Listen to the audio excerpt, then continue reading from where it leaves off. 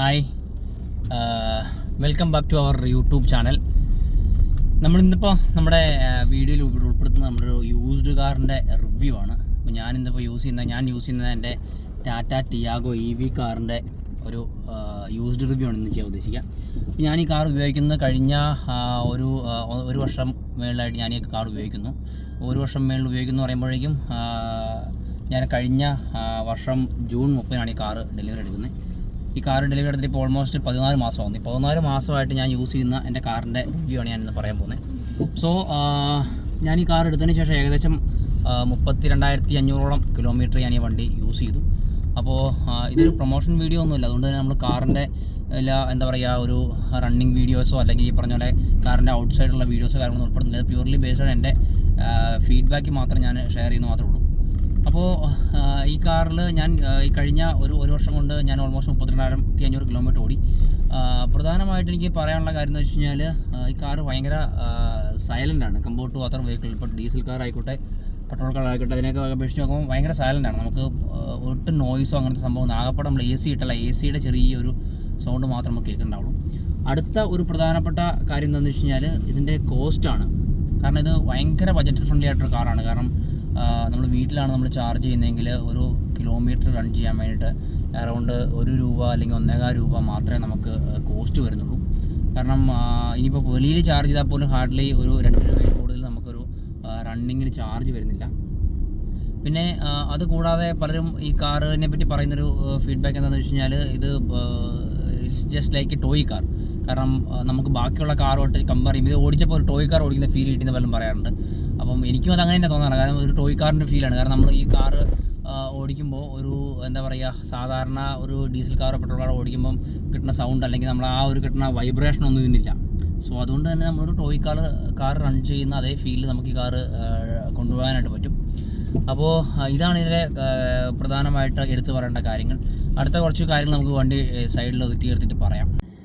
രണ്ടാമത്തെ കാര്യം, ഒരു കാർ എടുക്കുന്ന ഏതൊരാളെ സംബന്ധിച്ചും പെട്ടെന്ന് തിങ്ക് ചെയ്യുന്ന ഒരു നെക്സ്റ്റ് പോയിന്റ് എന്ന് വെച്ചാൽ സർവീസ് കോസ്റ്റാണ്. അപ്പോൾ EVയിലേക്ക് വരുമ്പോൾ, പ്രത്യേകിച്ച് ഈ ടാറ്റ ടിയാഗോ EVയിലേക്ക് വരുമ്പോൾ സർവീസ് കോസ്റ്റ് വളരെ കുറവാണ്. കാരണം ഞാനിപ്പോൾ ഈ ഒരു 32,500 കിലോമീറ്റർ ഓടിയപ്പോൾ എനിക്ക് മൊത്തം വന്ന സർവീസ് കോസ്റ്റ് അറൗണ്ട് ഒരു ₹6,000 താഴെ ഉള്ളൂ. ഈ ലാസ്റ്റ് 30,000 സർവീസിലാണ് എനിക്ക് തോന്നുന്നു 2,000-2,600 സർവീസ് കോസ്റ്റ് വന്നത്. അതിന് മുമ്പൊക്കെ ₹1,000 താഴെയും അല്ലെങ്കിൽ ഒരു ചെറിയ എമൗണ്ട് മാത്രമേ നമുക്ക് സർവീസ് ആയിട്ട് വരുന്നുള്ളൂ. ഇത് 7,500 കിലോമീറ്ററാണ് ഇതിൻ്റെ സർവീസ് വരിക. അപ്പോൾ ഒരു പോയിന്റ് ഓഫ് വ്യൂലും ഇത് വളരെ ചീപ്പാണ് കമ്പയർഡ് ടു അതർ വെഹിക്കിൾസ്. ഇപ്പോൾ ഈവൻ ഡീസൽ ആയിക്കോട്ടെ പെട്രോൾ ആയിക്കോട്ടെ കമ്പയർ ചെയ്യുമ്പോൾ സർവീസ് കോസ്റ്റ് വളരെ ചീപ്പാണ്. ഇതിലെൻ്റെ പ്രീവിയസ് കാർസുമായിട്ടുള്ള എൻ്റെ എക്സ്പീരിയൻസ് ഷെയർ ചെയ്യുകയാണെങ്കിൽ എൻ്റെ ആദ്യത്തെ കാർ ഒരു മാരുതി സെൻ ആയിരുന്നു. അതൊരു LPG ഒരു വണ്ടിയായിരുന്നു. സോ അതുകൊണ്ട് നമുക്ക് വലിയ സർവീസ് കോസ്റ്റ് ഉണ്ടായിരുന്നില്ല. അതിനുശേഷം ഞാൻ അടുത്ത സ്വിഫ്റ്റ് ഒരു കാറായിരുന്നു, ഒരു VDA ഡീസൽ കാറായിരുന്നു. അതും ഞാൻ ഈ പറഞ്ഞ ഷോറൂംസിലൊന്നും സർവീസ് ചെയ്യാറുണ്ടായിരുന്നില്ല. ഞാൻ പുറത്തൊക്കെ സർവീസ് ചെയ്തിട്ടുണ്ട്. അതിനും ഇപ്പോൾ കൃത്യമായിട്ടുള്ള സർവീസ് കോസ്റ്റ് എനിക്കറിയില്ല. പക്ഷേ അതിനുശേഷം ഞാൻ അടുത്ത വണ്ടി ഡസ്റ്റർ ആയിരുന്നു. ഡസ്റ്റർ 1 ടൺ ആയിരുന്നു. അത് എനിക്ക് നല്ല രീതിയിൽ സർവീസ് കോസ്റ്റ് തന്നൊരു വണ്ടിയാണ്. കാരണം എന്താ വെച്ചാൽ അതിന് എന്തായാലും ഒരു 10,000 കിലോമീറ്റർ സർവീസിന് ₹10,000 കുറയാനുള്ള സർവീസ് വരുമായിരുന്നു. അതിന് ഏറ്റവും കൂടുതൽ സർവീസ് കോസ്റ്റ് വന്ന് എനിക്ക് തോന്നുന്നൊരു 25,000-30,000 ഒറ്റ സർവീസിലേക്ക് കോസ്റ്റ് വന്നിട്ടുണ്ടായിരുന്നു. സോ വേറെ ഒന്നുമില്ല, അതിനകത്ത് വണ്ടിയുടെ സർവീസ് ആ വണ്ടിയിൽ നിന്ന് പുറത്ത് നമുക്ക് സർവീസ് ചെയ്യാൻ പറ്റില്ല. നമുക്ക് ഷോറൂമിൽ തന്നെ സർവീസാണ് എപ്പോഴും നല്ലത്. അപ്പോൾ അതുകൊണ്ട് തന്നെ സർവീസ് കോസ്റ്റ് ഭയങ്കര കൂടുതലായിരുന്നു. അതിനുശേഷം ഞാനെടുത്ത് ഹോണ്ട സിറ്റി ഡീസലായിരുന്നു. അപ്പോൾ ഹോണ്ട സിറ്റി ഡീസൽ 2014 മോഡൽ വണ്ടിയായിരുന്നു. അപ്പോൾ അത് എനിക്ക് ഭയങ്കര കംഫർട്ടബിൾ ആയിരുന്നു. കാരണം ഈ ഡസ്റ്ററിൽ നിന്ന് ഹോണ്ട സിറ്റിയിലേക്ക് വന്നപ്പോഴത്തേക്ക് സർവീസ് കോസ്റ്റ് ഭയങ്കരമായിട്ട് ചീപ്പായി. കാരണം മൈലേജിൻ്റെ കാര്യത്തിൽ മറ്റേ ഡസ്റ്റർ ആയിരുന്നപ്പോൾ ഒരു 12-13 കിലോമീറ്റർ കൂടുതൽ നമുക്ക് ഡീസൽ മൈലേജ് കിട്ടുന്നുണ്ടായിരുന്നില്ല. പക്ഷേ ഹോണ്ട സിറ്റിയിലേക്ക് വന്നപ്പോൾ 20+, അതും ഡീസലായിരുന്നു, 20-20 കിലോമീറ്റർ മുകളിൽ മൈലേജ് കിട്ടുന്നുണ്ടായിരുന്നു. അതിനും നമുക്കൊരു എന്നാലും ഒരു 10,000 കിലോമീറ്ററിന് ഒരു ₹10,000 അടുത്ത് അത് സെക്കൻഡ് ഹാൻഡ് കാറായിരുന്നു. അപ്പോൾ അതുകൊണ്ട് തന്നെ എനിക്ക് അത്രയും ഒരു സർവീസ് കോസ്റ്റ് വരുന്നുണ്ടായിരുന്നു. അതിനുശേഷം ഞാനെടുത്ത് ഈ ഹോണ്ട സിറ്റിയുടെ ഒരു കംഫർട്ട് കണ്ടുകൊണ്ട് ഞാൻ എടുത്ത വണ്ടി Honda city again diesel 2022 model diesel വണ്ടി ഞാൻ എടുത്തിട്ടുണ്ടായിരുന്നു. സോ അത് ഞാൻ 2022 ഫെബ്രുവരി എടുത്തു. അതും എനിക്ക് നല്ലൊരു എക്സ്പീരിയൻസ് ആയിരുന്നു. അതിന് 20-20 കിലോമീറ്റർ മുകളിൽ നമുക്ക് മൈലേജ് കിട്ടുന്നുണ്ടായിരുന്നു. സോ ആ കാർ ഉള്ള സമയത്താണ് ഞാനൊരു സെക്കൻഡറി കാറായിട്ടാണ് ഈ ടാറ്റ ടിയാഗോ EV എടുക്കുന്നത്. അപ്പോൾ ടാറ്റ ടിയാഗോ EV ഞാൻ എടുക്കുന്ന സമയത്ത് ഒരു സെക്കൻഡറി കാറായിരുന്നു. പക്ഷേ ഇന്നിപ്പോൾ എൻ്റെ പ്രൈമറി കാറാണ്. കാരണം ഇതിൻ്റെ ഒരു കംഫർട്ടും ഇതിൻ്റെ ഒരു യൂസേജും ഒക്കെ വന്നപ്പോൾ എൻ്റെ ഹോണ്ട സിറ്റി ഡീസൽ 2022 മോഡൽ ഞാൻ ഡിസ്പോസ് ചെയ്തു. കാരണം വേറെ ഒന്നുമല്ല, ഈ വണ്ടി എടുത്തപ്പോൾ 2-3 മാസമായിട്ട് ആ വണ്ടി നമ്മൾ എടുക്കാണ്ടായി. കാരണം അതിനും ഒരു റണ്ണിങ് കോസ്റ്റ് ഒരു 5 കിലോമീറ്റർ ₹5 വെച്ച് വരുന്നുണ്ടാവും. ഇതാകുമ്പോൾ ₹1 ₹1.25 എന്ന് പറയുമ്പോഴത്തേക്കും ഒബ്വിയസ്ലി നമ്മുടെ റെഗുലർ യൂസ് ചെയ്തിലേക്ക് ഷിഫ്റ്റ് ചെയ്തു. അപ്പോൾ അങ്ങനെ വന്നപ്പോൾ ഞാൻ ആ വണ്ടി ഡിസ്പോസ് ചെയ്തു. സോ അസ് ഓഫ് നൗ ഞാൻ ഈ പറഞ്ഞ ടാറ്റ ടിയാഗോ EVയിൽ കംഫർട്ടബിൾ ആണ്.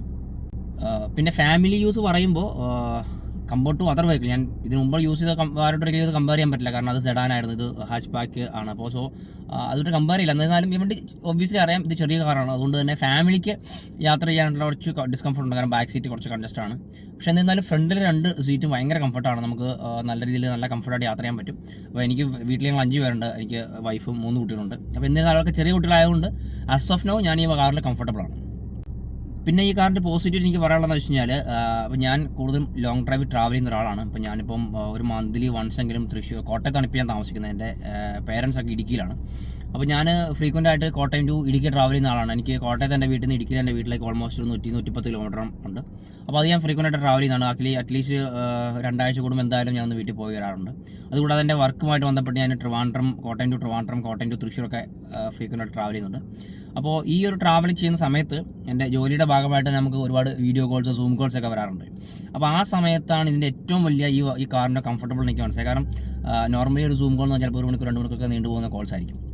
അപ്പോൾ ആ സമയത്ത് ഈ ഒരു കാർ നമ്മൾ റോഡിൻ്റെ സൈഡിൽ പാർക്ക് ചെയ്യുക, നമ്മൾ AC ഇട്ട് ആ ഒരു 1 മണിക്കൂർ 2 മണിക്കൂർ നമ്മൾ കോൾ അറ്റൻഡ് ചെയ്താലും നമുക്ക് വരുന്ന ചാർജ് അല്ലെങ്കിൽ വരുന്ന നമ്മുടെ എന്താ പറയുക ചാർജിൻ്റെ പെർസെൻറ്റേജ് എന്ന് പറഞ്ഞാൽ നമ്മുടെ ആക്ച്വൽ പെർസെൻറ്റേജ് ഒരു 2-3% മാത്രമായിരിക്കും ചാർജായിട്ട് കുറേ ഉണ്ടാവുക. സോ അത് നമ്മൾ ശരിക്കും പറഞ്ഞാൽ നമ്മൾ വീട്ടിൽ AC ഇട്ടിരിക്കുകയാണെങ്കിലോ അല്ലെങ്കിൽ ഓഫീസിൽ AC ഇട്ടിരിക്കുക, കോസ്റ്റ് വൈസ് ആയിക്കോട്ടെ കംഫർട്ട് വൈസ് ആയിക്കോട്ടെ എല്ലാം കൊണ്ടും വളരെ ചീപ്പാണ്. അപ്പോൾ ഞാൻ ശരിക്കും പറഞ്ഞാൽ ഈ ഒരു കാർ എൻ്റെ ഒരു മിനി ഓഫീസായിട്ടാണ് യൂസ് ചെയ്യുക. കാരണം എൻ്റെ ഡേ ടു ഡേ ട്രാവലും എൻ്റെ മോസ്റ്റ് ഓഫ് ദി കോൾസ് കാര്യങ്ങളെല്ലാം ഞാൻ മാനേജ് ചെയ്യുന്ന ഈ കാറിൽ നിന്നിട്ടാണ്. സോ അതുകൊണ്ട് തന്നെ എനിക്കത് ഒരു ഭയങ്കരമായിട്ട് കംഫർട്ടായിട്ട് ഫീൽ ചെയ്യാറുണ്ട്. പിന്നെ അടുത്തായിട്ട് പലരും ചോദിക്കുന്നൊരു കാര്യമാണ്, അടുത്ത കാർ എടുക്കുമ്പോൾ എല്ലാവരുടെയും ഒരു അടുത്ത തോട്ടാണ് ഇതിൻ്റെ ടയറിൻ്റെ മൈലേജ് എങ്ങനെ ഉണ്ടാവുന്നത്. ഈ ടയറിൻ്റെ മൈലേജ് എന്ന് പറഞ്ഞു കഴിഞ്ഞാൽ എന്നെ സംബന്ധിച്ച് ഇപ്പം 32,500 കിലോമീറ്റർ ആകുമ്പോൾ 2 ടയർ എനിക്ക് മാറേണ്ട വന്നു. 2 ടയർ മാറ്റി ഒരിക്കലും ടാറ്റയുടെ കുഴപ്പമുണ്ട്, എൻ്റെ കുഴപ്പം കൊണ്ടാണ്. കാരണം ഞാൻ ഈ പറഞ്ഞ ഓട്ടത്തിനിടയ്ക്ക് എപ്പോഴൊക്കെയോ അലൈൻമെൻറ്റ് പ്രോപ്പറായിട്ട് ചെയ്യാൻ പറ്റിയില്ല. അപ്പോൾ ഒരു 20,000-22,000 കിലോമീറ്റർ ആയപ്പോഴത്തേക്കും എൻ്റെ 2 ടയർ വെട്ടിത്തഴിഞ്ഞ് തീർന്നു. അതുകൊണ്ട് 2 ടയർ എനിക്ക് മാറണം. പക്ഷേ ബാക്കി 2 ടയറും സ്റ്റിൽ കുഴപ്പമില്ലാണ്ട് നിൽക്കുന്നുണ്ട്. എനിക്ക് തോന്നുന്നൊരു 40,000 കിലോമീറ്റർ വരെ ടയർ കിട്ടുന്നുണ്ടാവും നമ്മൾ പ്രോപ്പറായിട്ട് അലൈൻമെൻറ്റ് ചെയ്ത് പോയി കഴിഞ്ഞാൽ. ആ ഒരു കാര്യത്തിൽ എനിക്ക് പറ്റിയ പാളിച്ചാണ്, കാരണം ഞാൻ ഓൺ ടൈമിൽ എനിക്ക് അലൈൻമെൻറ്റ് ചെയ്യാൻ പറ്റിയിട്ടുണ്ടായിരുന്നില്ല. സോ അതുകൊണ്ട് എന്നെ സംബന്ധിച്ച് ആ ഒരു അത് ഒരിക്കലും വണ്ടിയുടെ കംപ്ലയിൻ്റ് ആയിട്ട് എനിക്ക് പറയാൻ പറ്റില്ല, ഇറ്റ്സ് മൈ കംപ്ലയിൻറ്റ്. സോ അതുകൊണ്ട് തന്നെ ടയറിന് നമുക്ക് നല്ല ഒരു 40,000 കിലോമീറ്റർ എങ്കിലും നമുക്ക് മൈലേജ് കിട്ടുന്നുണ്ടാവും. അടുത്തൊരു കാര്യം പറയാനുള്ളത് വെച്ചാൽ, പലരും ഈ കാറിനെ അല്ലെങ്കിൽ നമ്മൾ ചോദിക്കുന്ന കാര്യം ഈ കാറിൻ്റെ പെർഫോമൻസിനെ പറ്റിയാണ്. അപ്പോൾ എനിക്കതിനകത്ത് പറയാനുള്ളതെന്ന് വെച്ച് കഴിഞ്ഞാൽ, ഞാൻ ഇത്രയും നാൾ യൂസ് ചെയ്ത കാറിനെ വെച്ച് നോക്കുമ്പം എനിക്ക് ഏറ്റവും നല്ല കംഫർട്ടായിട്ട് യൂസ് ചെയ്യാൻ പറ്റുന്നൊരു കാറാണിത്. കാരണം ഇത് ഒന്ന് കാർ ഓട്ടോമാറ്റിക്കാണ്. ഞാൻ ഇതിനു മുമ്പുള്ള യൂസ് ചെയ്ത കാറൊക്കെ മാനുവൽ കാർസ് ആയിരുന്നു. ആ മാനുവലിൽ നിന്ന് ഓട്ടോമാറ്റിക്കിലേക്ക് വരുമ്പോൾ ഒരു കംഫർട്ട് ഉണ്ട്, അത് ഭയങ്കരമായ ഒരു നല്ല കംഫർട്ടാണ്. പിന്നെ ഇത് ബാക്കിയുള്ള കാറുമായിട്ട് കമ്പയർ ചെയ്യുമ്പോൾ നമുക്കൊരിക്കലും ഈ പലരും ഞാൻ പറഞ്ഞു കേട്ടിട്ടുണ്ട്, ഈ ഒരു കാർ നമ്മൾ എടുക്കുമ്പോൾ ഇതിൻ്റെ പെട്രോൾ കാർ ഓട്ടോമാറ്റിക്കും ഈ ഒരു EV കാറും തമ്മിൽ ഓൾമോസ്റ്റ് 3.5 ലക്ഷം 4 ലക്ഷം വ്യത്യാസം വരുന്നുണ്ട്. സോ അപ്പോൾ ആ 3.5 ലക്ഷം രൂപയുടെ പെട്രോൾ അടിച്ചാലും നമുക്ക് EVയേക്കാൾ ലാഭകരം പെട്രോൾ കാറല്ലേ എന്ന് പലരും ചോദിക്കാറുണ്ട്. അങ്ങനെ ഒരു കോസ്റ്റ് വൈസ് തിങ്ക് ചെയ്യുമ്പോൾ മേ ബി അത് കറക്റ്റായിട്ട് തോന്നും. പക്ഷേ എൻ്റെ ഒരു എക്സ്പീരിയൻസ് എന്ന് വെച്ചാൽ ഈ 2 കാറും ഒരിക്കലും നമ്മൾ കമ്പയർ ചെയ്യാൻ പറ്റില്ല. കാരണം ഒന്നൊരു പെട്രോൾ കാറും ഒന്നൊരു ഇലക്ട്രിക് കാറുമാണ്. ഈ രണ്ടിൻ്റെ പെർഫോമൻസ് എൻറ്റയർലി ഡിഫറൻ്റ് ആണ്. നമുക്കറിയാം, നമുക്ക് ഈ AMD ട്രാൻസ്മിഷനുള്ള ഓട്ടോമാറ്റിക് കാർസ് എന്ന് പറഞ്ഞാൽ ആ കാർ ഓടിക്കുമ്പോൾ തന്നെ നമുക്ക് ഒരു ലാഗ് ഉണ്ടാകും. നമ്മൾ ഒരു ഗിയറിൽ നിന്ന് അടുത്ത ഗിയറിലേക്ക് ഷിഫ്റ്റ് ചെയ്യുമ്പോൾ തന്നെ നമുക്ക് വണ്ടി ഇരിക്കുന്ന പാസഞ്ചർക്കും വണ്ടി ഓടിക്കുന്ന ആൾക്കും ഗിയർ ഷിഫ്റ്റ് ചെയ്യുന്നത് ഫീൽ ചെയ്യാൻ പറ്റും. അത് മാത്രമല്ല, അത് നമുക്കൊരു വണ്ടിനെ ഓവർടേക്ക് ചെയ്യുമ്പോൾ കിട്ടുന്ന ഒരു റെസ്പോൺസ് ആയിക്കോട്ടെ, അതൊക്കെ ഭയങ്കര ആ ഒരു ലെവലിൽ നമുക്കൊരിക്കലും EV വണ്ടി കാണാൻ പറ്റില്ല. കാരണം EV വണ്ടിയുടെ പെർഫോമൻസ് ഭയങ്കര ഫാസ്റ്റാണ്. കാരണം നമുക്ക് കിട്ടുന്ന എന്താ പറയുക ഫാസ്റ്റായിട്ടുള്ള ഒരു പിക്കപ്പ് കിട്ടുന്നുണ്ട്. അതോടൊപ്പം തന്നെ ഇതിൻ്റെ സ്പോർട്സ് മോഡ് കിട്ടിക്കഴിഞ്ഞാൽ വണ്ടി നല്ല ഭയങ്കരമായിട്ട് ചെയ്യാൻ പറ്റും, മീൻസ് ഓവർടേക്ക് ചെയ്യാൻ പറ്റും.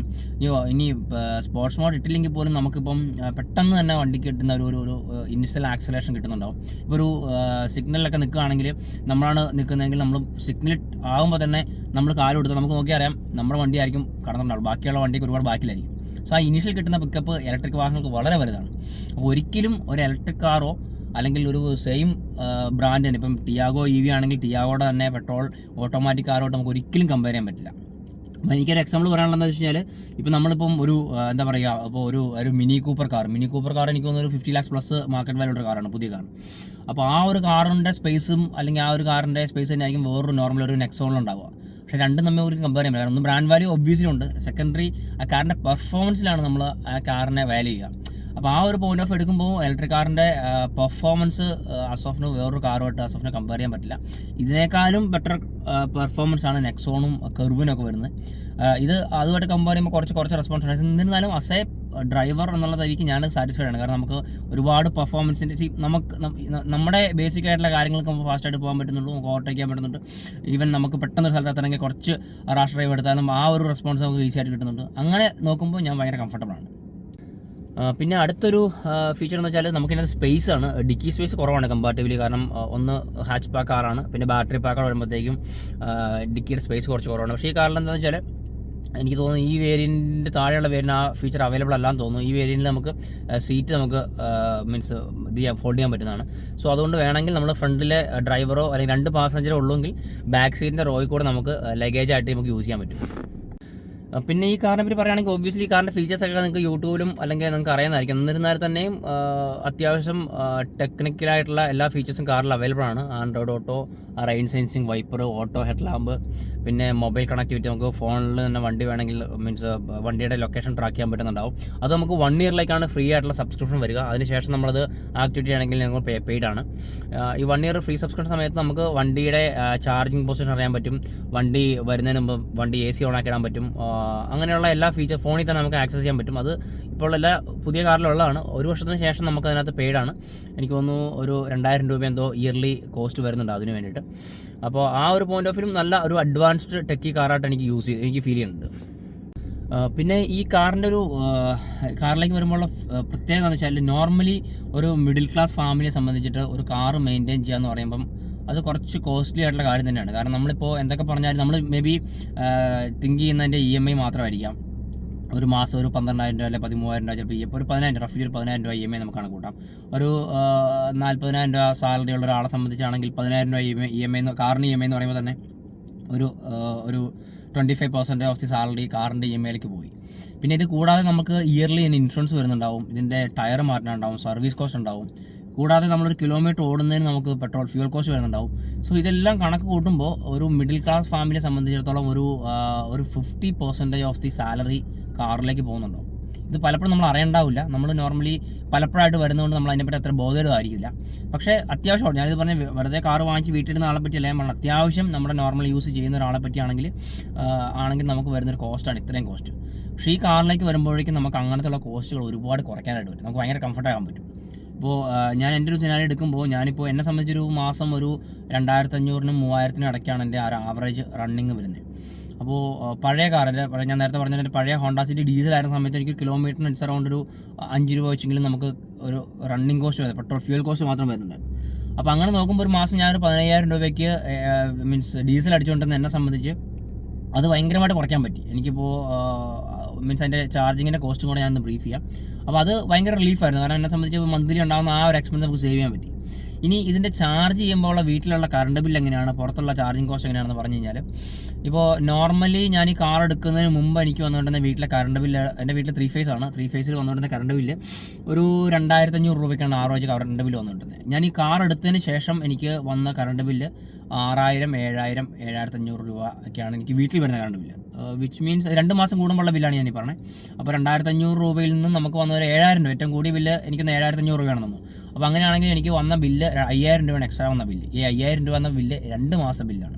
വിച്ച് മീൻസ് ഒരു മാസം എനിക്ക് കാർ എടുത്തുകൊണ്ട് വീട്ടിൽ എക്സ്ട്രാ വന്ന കോസ്റ്റ് 2,500 രൂപയെ വന്നിട്ടുള്ളൂ. 1. 2, ഞാൻ ഈ ഒരുപാട് ലോങ് ട്രാവൽ ചെയ്യുമ്പോൾ എൻ്റെ 100% ചാർജിങ് വീട്ടിലല്ല, ഞാൻ ഒരു 25% ഓഫ് ചാർജിങ് ഔട്ട്സൈഡാണ്. അങ്ങനെ എടുത്താലും ഒരു 1,000, 1,200 രൂപയിൽ കൂടുതൽ ഒരു മാസം ഞാൻ പുറത്ത് ചാർജിങ് കോസ്റ്റിലേക്ക് വന്നിട്ടുണ്ടാവില്ല. അപ്പോൾ ഒരു 2,500, ഒരു 4,000 രൂപയിൽ എൻ്റെ ഒരു മാസത്തെ എൻ്റെ കാറിൻ്റെ റണ്ണിങ് കോസ്റ്റ് എനിക്ക് മാനേജ് ചെയ്യാനായിട്ട് പറ്റുന്നുണ്ട്. അപ്പോൾ അത് ഭയങ്കര ഒരു അഡ്വാൻറ്റേജ് ആയിട്ട് എനിക്ക് തോന്നി. കാരണം നേരത്തെ ഒരു 15,000 രൂപ കൊടുത്തുകൊണ്ടിരുന്ന ഞാനൊരു 4,000 രൂപയിലേക്ക് കുറയ്ക്കാനായിട്ട് എനിക്ക് പറ്റും. വിച്ച് മീൻസ് എനിക്ക് മാസം ഒരു 11,000 രൂപയോളം എനിക്ക് ഫ്യൂൽ കോസ്റ്റ് സേവ് ചെയ്യാൻ പറ്റുന്നുണ്ട്. അതോടൊപ്പം ഞാൻ നേരത്തെ പറഞ്ഞ പോലെ സർവീസിൻ്റെ പാർട്ടിൽ നേരത്തെ ഒരു പഴയ കാറിൽ എനിക്കൊരു 10,000 കിലോമീറ്ററിൽ ഒരു 8,000 to 10,000 രൂപ വരെ സർവീസ് കോസ്റ്റ് വരുന്നുണ്ടായിരുന്നു. ഇതിനെ സംബന്ധിച്ച് എനിക്ക് സർവീസ് കോസ്റ്റ് ഞാൻ നേരത്തെ പറഞ്ഞു 30,000 കിലോമീറ്റർ വരെ എനിക്ക് സർവീസ് കോസ്റ്റ് 6,000 രൂപയോടെ വന്നിട്ടുള്ളൂ. സോ ആ ഒരു പോയിന്റ് ഓഫ് വ്യൂലും നമുക്ക് ഭയങ്കരമായിട്ട് ഇക്കണോമിക്കലായിട്ട് എനിക്ക് ഈ വണ്ടി ഫീൽ ചെയ്തു. പിന്നെ ഈ വണ്ടി യൂസ് ചെയ്തപ്പോൾ ഉണ്ടായ കുറച്ച് എനിക്ക് ഫീലിങ്സ്, അതായത് ഇത്ര ഞാൻ പറഞ്ഞ പോസിറ്റീവായിട്ട് കാര്യങ്ങളുണ്ട്. ഞാൻ ഈ പറയാൻ പോകുന്ന നെഗറ്റീവായിട്ടുള്ള കാര്യങ്ങളല്ല, പക്ഷേ ഒരു പാസഞ്ചർ എന്നുള്ള രീതിക്ക് അല്ലെങ്കിൽ ഒരു ഡ്രൈവർ എന്നുള്ള രീതിക്ക് നമുക്ക് ഡിസ്കംഫർട്ട് ഉണ്ടാകുന്ന കുറച്ച് കാര്യങ്ങളാണ്. ഒന്നാമത്തെ കാര്യം എന്താണെന്ന് വെച്ച് കഴിഞ്ഞാൽ, നമുക്ക് ഈ EV എടുക്കുന്ന ആൾക്കാർ മാനസികമായിട്ട് നമ്മളൊന്ന് പ്രിപ്പയർ ആവണം. കാരണം വേറൊന്നുമല്ല, മറ്റേത് നമ്മുടെ വണ്ടി പെട്രോളോ ഡീസലോ ആയിട്ട് നമുക്ക് ദർ ഇസ് നോ ടെൻഷൻ. കാരണം നമുക്ക് എപ്പോൾ വേണമെങ്കിലും വണ്ടി എടുത്ത് എവിടെ വേണമെങ്കിലും പോകാം. അപ്പോൾ ഇതിനകത്ത് പ്ലാനിങ് വളരെ അത്യാവശ്യമാണ്. കാരണം നമുക്ക് പെട്ടെന്നൊരു ട്രാവൽ പോകണമെന്ന് വെച്ചാൽ വണ്ടിയിൽ ചാർജ് നമുക്ക് കൺസേൺ ആയിട്ട് വരും.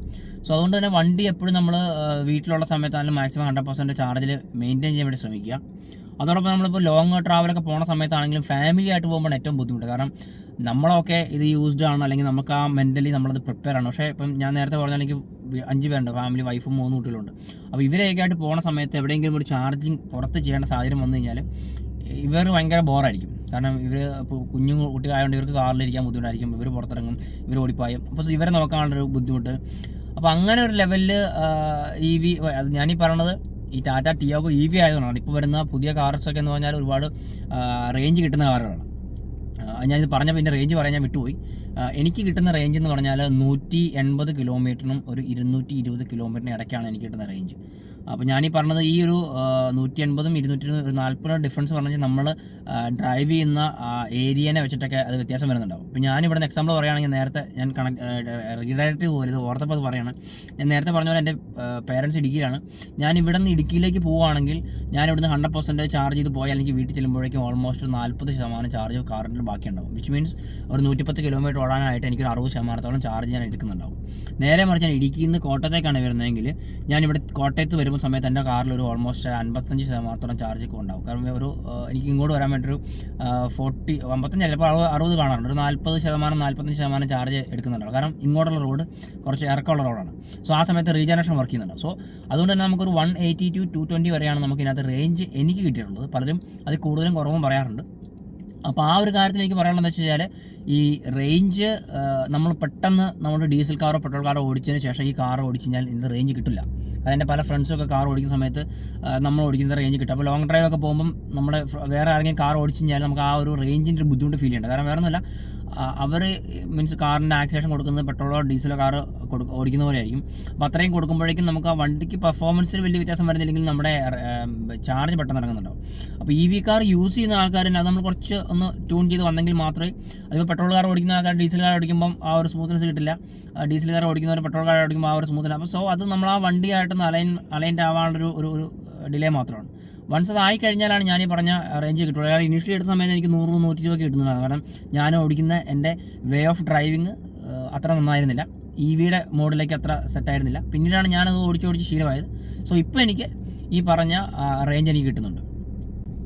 പിന്നെ ഞാൻ പറഞ്ഞു വന്ന പോയിന്റ്, ഇത് യാത്ര ചെയ്യുമ്പോഴുള്ള ചാർജിങ്ങിനുള്ള ഒരു ബുദ്ധിമുട്ടല്ല ശരിക്കും പറഞ്ഞാൽ.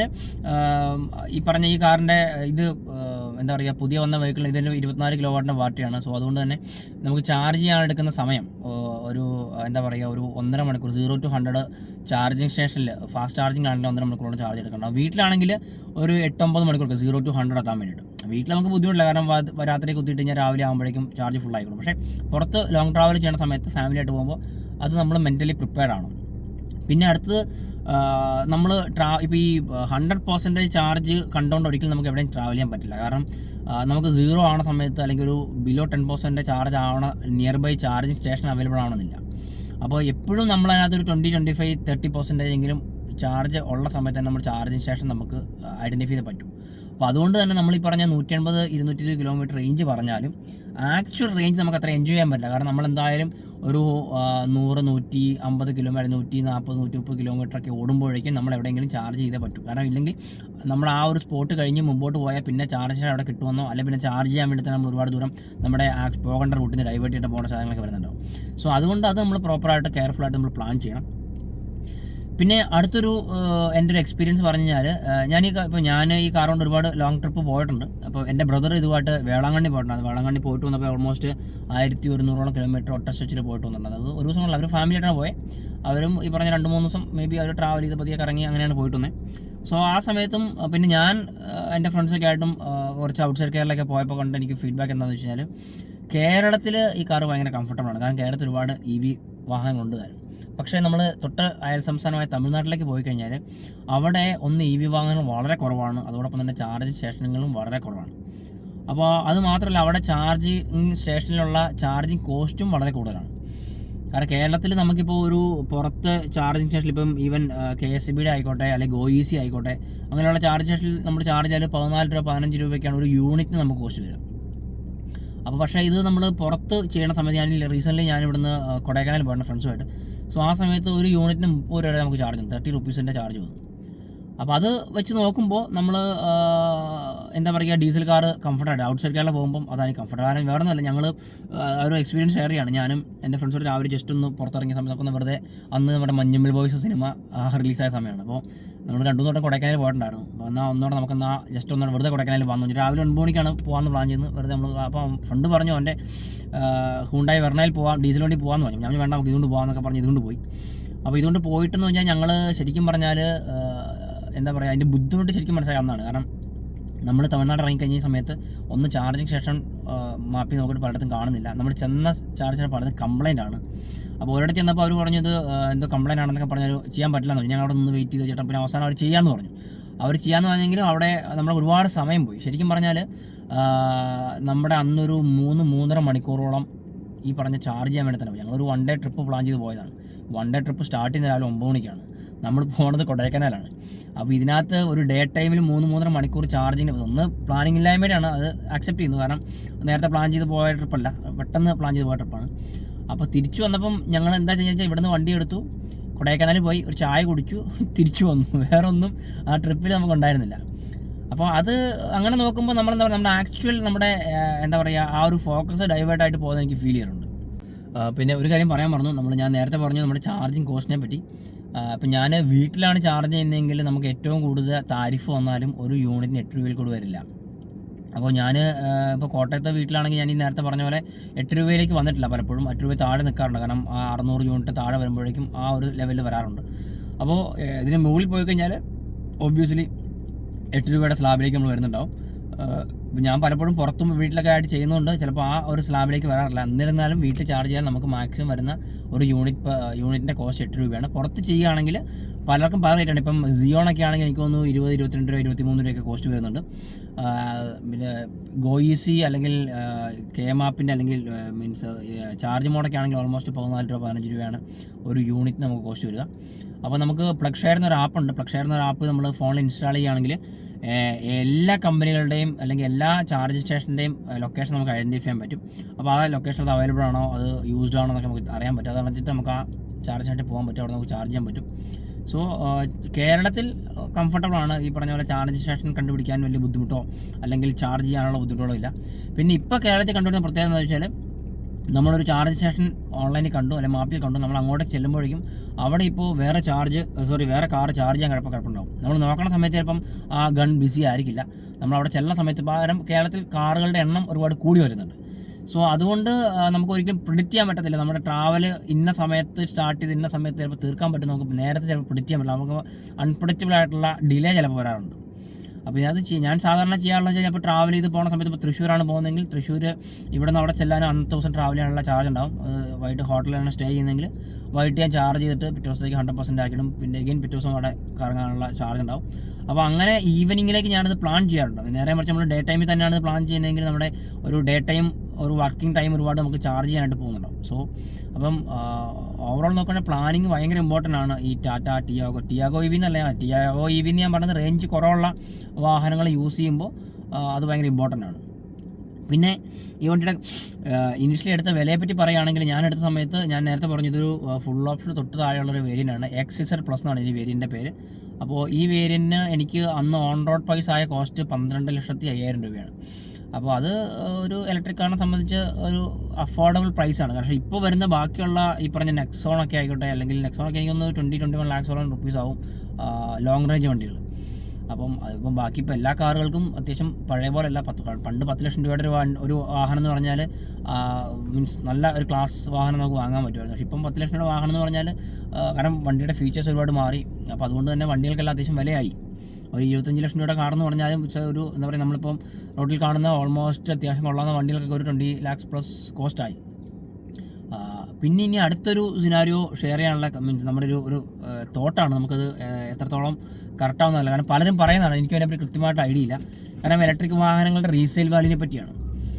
അപ്പോൾ റീസെയിൽ വാല്യൂ കുറവാണെന്ന് പലരും പറയപ്പെടുന്നു. അതിന് പലരും പറയപ്പെടുന്ന റീസൺ എന്ന് വെച്ചാൽ, ഒന്ന്, ഈ വണ്ടിക്ക് പറഞ്ഞ വാറണ്ടി 8 വർഷമാണ്, ബാറ്ററിക്കും മോട്ടറിനും പറയുന്ന വാറണ്ടി, അല്ലെങ്കിൽ 1,60,000 കിലോമീറ്റർ. EV യൂസ് ചെയ്യുന്ന ഒരുമാതിരിപ്പെട്ട ആൾക്കാരെല്ലാം തന്നെ ഈ 1,60,000 കിലോമീറ്റർ ആയിരിക്കും ഏറ്റവും ആദ്യം എത്തുക. കാരണം ഈ പറഞ്ഞ പോലെ എന്താ പറയുക, 8 വർഷത്തിന് മുമ്പായിട്ട് എന്തെങ്കിലും അത്യാവശ്യം EV ഉപയോഗിക്കുന്നവരെല്ലാവരും ഈ കിലോമീറ്റർ ബ്രേക്ക് ചെയ്യാനുള്ള സാധ്യത വളരെ കൂടുതലാണ്. അപ്പോൾ ഇത് കഴിഞ്ഞാൽ ഇതിന് വാറണ്ടി കിട്ടില്ല, അതുകൊണ്ട് തന്നെ ഇതിന് റീസെയിൽ വാല്യൂ ഉണ്ടാവില്ലെന്ന് പലരും പറയപ്പെടുന്നുണ്ട്.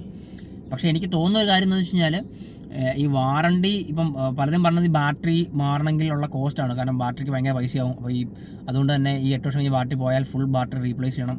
പക്ഷെ അങ്ങനെയല്ല എനിക്ക് മനസ്സിലാക്കാൻ കഴിഞ്ഞത്. കാരണം ബാറ്ററിക്ക് കംപ്ലൈൻറ്റ് ആണെങ്കിലും ബാറ്ററിയുടെ സെൽസ് റീപ്ലേസ് ചെയ്യുകയാണ് ചെയ്യുന്നത്. സോ അതിന് നമ്മൾ പറഞ്ഞ ഫുൾ ബാറ്ററി പാക്സ് മാറേണ്ട ആവശ്യം വരുന്നില്ല.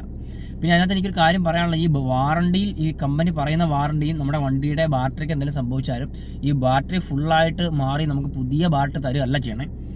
റീസെൻ്റ്ലി എൻ്റെ ഫ്രണ്ടിൻ്റെ ബാറ്ററി കംപ്ലൈൻറ്റ് ആയപ്പം നമുക്ക് മനസ്സിലാക്കാൻ സാധിച്ചെന്ന് വെച്ചാൽ, നമ്മുടെ വണ്ടിയിലെ ബാറ്ററി അവരെടുത്ത് മാറ്റും. നമ്മളെടുത്ത് മാറ്റിയിട്ട് ഇതിന് മുമ്പ് അഴിച്ച ഏതെങ്കിലും ഒരു കാറിൻ്റെ ബാറ്ററി അതിൻ്റെ സെല്ല് റീപ്ലേസ് ചെയ്തിട്ട് ആ ബാറ്ററി പാക്ക് നമ്മുടെ കാറിൽ പ്ലേസ് ചെയ്യുകയാണ് ചെയ്യുന്നത്. സോ അവിടെ നടക്കുന്ന ബാറ്ററി സ്വാപ്പിംഗ് ആണ്. കാരണം നമ്മുടെ വണ്ടിയുടെ ബാറ്ററി മാറുന്നു, നമ്മുടെ വണ്ടിയുടെ ബാറ്ററി അവർ കറക്റ്റ് ചെയ്ത് വേറൊരു കാറിൽ വെച്ച് കൊടുക്കുന്നു, വേറൊരു കാർ ബാറ്ററി കംപ്ലൈൻ്റ് ആയി വന്ന് അവർ റീവർക്ക് ചെയ്തിട്ട് നമ്മുടെ കാറിൽ ഫിക്സ് ചെയ്യുന്നു. അപ്പോൾ ഒരിക്കലും നമ്മുടെ കാറിൻ്റെ എന്നാണ് എനിക്ക് മനസ്സിലാക്കാൻ കഴിഞ്ഞത്.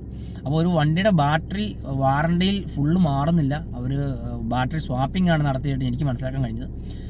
അപ്പോൾ അതുകൊണ്ട് പിന്നെ അത് മാത്രമല്ല, ഇപ്പോഴത്തെ ഒരു കാലത്ത് നമ്മളിനിയിപ്പോൾ പലരും ഏത് വണ്ടി ആയിക്കോട്ടെ, വണ്ടികൾക്ക് റീസെയിൽ വാല്യൂ ഒരുപാട് കുറഞ്ഞുകൊണ്ടിരിക്കുകയാണ്. നമ്മളിപ്പോൾ ഒരു ഡീസൽ കാർ ആയിക്കോട്ടെ, അങ്ങനെയുള്ള കാർ ഏതെടുത്താലും വണ്ടികൾക്ക് സെക്കൻഡ് ഹാൻഡ് മാർക്കറ്റിൽ വിൽക്കാൻ വേണ്ടിയിട്ട് നമ്മൾ അല്ലെങ്കിൽ വിൽക്കുന്ന സമയത്ത് പൈസ കിട്ടാൻ കോൺസെപ്റ്റിൽ ആരും കാർ വാങ്ങുന്നതായിട്ട് നമുക്ക് പണ്ടാണുണ്ടായിരുന്നു. പണ്ട് നമ്മളിപ്പം മാരുതിയുടെ കാറുകൾക്ക് സെക്കൻഡ് ഹാൻഡ് മാർക്കറ്റ് വില ഉണ്ടായിരുന്നു, നമ്മളങ്ങനെ ആ ഒരു റീസെയിൽ വാല്യൂ നമ്മൾ നോക്കുന്നുണ്ടായിരുന്നു. പക്ഷേ ഇപ്പോൾ പലരും അങ്ങനെ നോക്കുന്നത് കാണാറില്ല. കാരണം നമ്മൾ യൂസ് ചെയ്യുന്ന സമയത്ത് നന്നായിട്ട് യൂസ് ചെയ്യുക, അതാണ് പലരും ഫോക്കസ് ചെയ്യുന്നത്. സോ ആ ഒരു പോയിന്റ് ഓഫ് വ്യൂ പറഞ്ഞാൽ റീസെയിൽ വാല്യൂ കിട്ടുമോ ഇല്ലെന്ന് എനിക്കിപ്പോൾ പറയാൻ പറ്റില്ല. കാരണം നമ്മൾ ആ ഒരു ലെവലിലേക്ക് വന്നിട്ടില്ല. സോ പക്ഷേ യൂസ് ചെയ്യുന്ന സമയത്ത് കംഫർട്ടബിളാണ്. അപ്പോൾ ഇതൊക്കെയാണ് എനിക്ക് ഈ കാറിനെ പറ്റിയുള്ള എൻ്റെ ഫീഡ്ബാക്ക്സ്. ഇത് തികച്ചും എൻ്റെ മാത്രം ഫീഡ്ബാക്സ് ആണ്. ഇതിൽ കറക്റ്റാവാം കറക്റ്റല്ല, പലർക്കും പല ഫീഡ്ബാക്സ് ഉണ്ടാവാം. പക്ഷേ ഞാൻ യൂസ് ചെയ്യുന്നത് അസഫിന് ഞാൻ ഈ വണ്ടിയിൽ സാറ്റിസ്ഫൈഡ് ആണ്. കാരണം ഈ പറഞ്ഞ പോലെ കോസ്റ്റ് വൈസും കംഫർട്ട് വൈസും ഒക്കെ ഓക്കെയാണ്. ഈ പറഞ്ഞ ചാർജ് ചെയ്യാനുള്ള സമയവും ചാർജ് ചെയ്യാൻ അങ്ങനത്തെ ബുദ്ധിമുട്ടുകൾ മാത്രമേ എനിക്കിതുവരെ ഫേസ് ചെയ്തിട്ടുള്ളൂ. ഒരു കാര്യം ഇവിടെ പറയാനുള്ളത് എന്താണെന്ന് വെച്ച് കഴിഞ്ഞാൽ, നമുക്ക് ഇതിൻ്റെ സർവീസിനെ പറ്റിയാണ്. കാരണം ടാറ്റയുടെ വണ്ടി എടുക്കുമ്പോൾ പലരും അതിനെപ്പറ്റിയും ചോദിക്കാറുണ്ട് സർവീസ് എങ്ങനെ ഉണ്ടെന്നുള്ളത്. അപ്പോൾ സർവീസിനെ പറ്റി എനിക്ക് പറയാനുള്ളത് എന്താണെന്ന് വെച്ച് കഴിഞ്ഞാൽ, ആസ് ഓഫ് നൗ ഇതിൻ്റെ സർവീസ് എനിക്ക് ബുദ്ധിമുട്ടൊന്നും ഉണ്ടായിരുന്നില്ല. പക്ഷേ പലരുടെയും ഫീഡ്ബാക്ക് ഞാൻ എൻ്റെ ഫ്രണ്ട്സിനോടൊക്കെ സംസാരിക്കുമ്പോൾ കിട്ടുന്ന ഫീഡ്ബാക്ക് എന്താണെന്ന് വെച്ച് കഴിഞ്ഞാൽ, ഷോറൂമിൽ ഭയങ്കര ഡിലേ വരുന്നു പല കാര്യങ്ങളും. കാരണം ഇപ്പം ഇലക്ട്രിക് വണ്ടികൾ ഇത്രയും കുറവായതുകൊണ്ടാണെന്ന് അറിയത്തില്ല. ഇപ്പോൾ ടാറ്റ ഷോറൂമിൽ നിൽക്കുന്ന ആൾക്കാർക്കും കൃത്യമായിട്ടുള്ള ഒരു തീരുമാനം പറയാൻ പറ്റുന്നില്ല പല സമയങ്ങളും. ഇപ്പോൾ ബാറ്ററി കംപ്ലൈൻ്റ് ആയിട്ട് പോയി കഴിഞ്ഞാൽ ഒരുപാട് സമയം അവിടെ സ്പെൻഡ് ആവുന്നു. മേ ബി ഒരാഴ്ചയൊക്കെ അവിടെ 2 ആഴ്ച കഴിഞ്ഞിട്ടൊക്കെ ആയിരിക്കും വണ്ടി തിരിച്ച് കിട്ടുക. അപ്പോൾ എനിക്കിതുവരെ അങ്ങനത്തെ എനിക്ക് ഫീഡ്ബാക്ക് ഉണ്ടായിട്ടില്ല. കാരണം എനിക്ക് അങ്ങനത്തെ കംപ്ലൈൻറ്റ്സ് ഒന്നും വന്നിട്ടില്ല. പക്ഷേ പലരും അങ്ങനെ ഒരു ഫീഡ്ബാക്ക് പറയുന്നു. കാരണം ഷോറൂമിലുള്ള ആൾക്കാർക്കും കൃത്യമായിട്ട് ഒരു സമയത്ത് ഒരു പ്രോപ്പറായിട്ടുള്ള ഗൈഡൻസ് കൊടുത്തപ്പോൾ, അല്ലെങ്കിൽ പെട്ടെന്ന് നമ്മളിപ്പം ഒരു പ്രൈമറി കാർ ആകുമ്പോൾ അതൊരു പ്രശ്നമാണ്. കാരണം ഒരു 1 വീക്ക് നമുക്ക് വണ്ടി ഇല്ലാണ്ടാക്കി കഴിഞ്ഞാൽ ഒരുപാട് ബുദ്ധിമുട്ടുണ്ടാവും. സെക്കൻഡറി കാർ ആകുമ്പോൾ അത്രയും ബുദ്ധിമുട്ടുണ്ടാവില്ല. ആ ലെവലിൽ പല യൂസേഴ്സിൻ്റെ ഫ്രണ്ട്സിൻ്റെ സൈഡിൽ നിന്ന് എനിക്ക് ഫീഡ്ബാക്ക്സ് ഉണ്ട്. പക്ഷേ എനിക്ക് അങ്ങനത്തെ ഫീഡ്ബാക്ക് ഇല്ല, എനിക്കിതുവരെ അങ്ങനത്തെ ബുദ്ധിമുട്ടുണ്ടായിട്ടില്ല ഇതുവരെ. അപ്പോൾ എനിവേ ഇതാണ് എനിക്ക് ടാറ്റ ടിയാഗോ EVയെ പറ്റിയുള്ള എൻ്റെ user feedback. Anyway thank you so much.